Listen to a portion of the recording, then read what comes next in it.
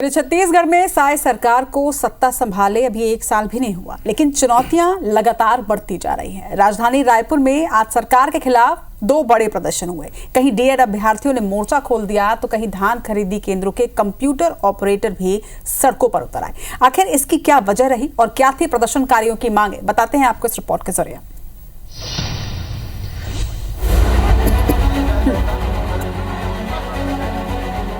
DEd अभ्यर्थियों का प्रदर्शन, कंप्यूटर ऑपरेटर्स का धरना।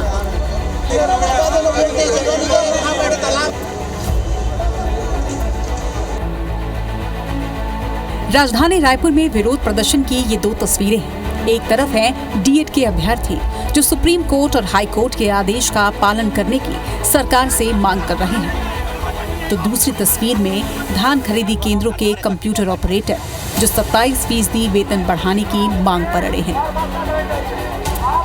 सबसे पहले बात करते हैं डीएड अभ्यर्थियों के प्रदर्शन की। सीएम हाउस से महज 50 मीटर दूर प्रदर्शन कर रहे ये युवा सुप्रीम कोर्ट और हाई कोर्ट के आदेश के पालन की अपील कर रहे हैं। दरअसल सुप्रीम कोर्ट ने 2023 में छत्तीसगढ़ में प्राइमरी स्कूलों में बीएड अभ्यर्थियों की भर्ती को अवैध ठहराया था।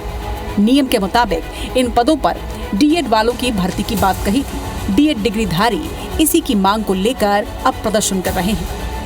सर, हम नियुक्ति लेने आ रहे, लेकिन जबरदस्ती हमको बस में ठूसा जा रहा है। ये शासन प्रशासन की बहुत बड़ी लापरवाही है। सर, हम लोग नियुक्ति लेने बहुत 1 साल से हम लोग भटक रहे हैं सर, और अभी तक हमारी मांगों को पूरा नहीं किया गया है सर। सुप्रीम कोर्ट और हाई कोर्ट का आदेश आ गए 2 बार भी सर। हम यहाँ धरना देने नहीं आए थे, हम यहाँ पर बस एक ज्ञापन देने आए थे मंत्री जी को। सर, हम लोग तूता में 20 दिन से बैठे थे, वहाँ से भी हम लोग को भगा दिया गया। यहाँ शांतिपूर्ण तरीके से हम लोग बस ज्ञापन दे रहे थे। कमोबेश कुछ ऐसी ही कहानी प्रदेश की धान खरीदी केंद्रों में काम करने वाले कंप्यूटर ऑपरेटर्स की भी है। उनकी मांग है कि उनका वेतन कम से कम 27% बढ़ाया जाए। जब उन्हें हटाया गया तो डिप्टी सीएम विजय शर्मा के बंगले के सामने वो प्रदर्शन करने लगे। आनन फानन में पुलिस ने वीआईपी इलाके को प्रदर्शनकारियों से खाली करवाया।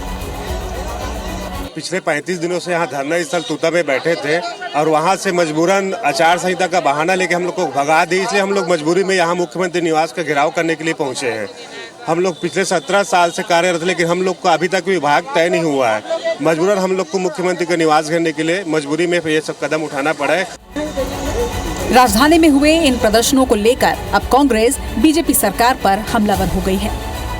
अपने जायज मांगों को लेकर के आज ये पहुंचे हैं, लेकिन आज इनका कोई सुनने वाला नहीं है। लोग सब अभी चुनाव ड्यूटी में सब प्रदेश के शायद बाहर है, नदारद है, और मुझे लगता है कि यहाँ कोई सरकार नामक कोई चीज है नहीं प्रदेश में।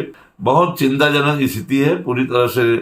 जो लगातार हम लोग जो बोल रहे हैं, ये सरकार कौन चला रहा है, सरकार में कोई है नहीं है, ये समझ से परे है। ये मामला हाई कोर्ट और सुप्रीम कोर्ट में चल रहा है। मुझे लगता है इस संबंध में सरकार जल्दी ही निर्णय लेकर इसका निराकरण करेगी।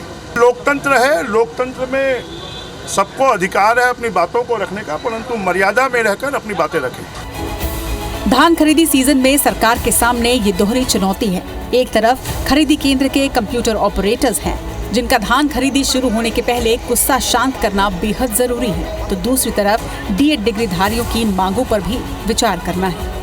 कानून व्यवस्था के मुद्दे पर सरकार पहले से विपक्ष के निशाने पर है और ऐसे में सरकार विपक्ष के हाथ एक और मुद्दा नहीं थमाना चाहेगी। राजेश राज, IBC 24, रायपुर।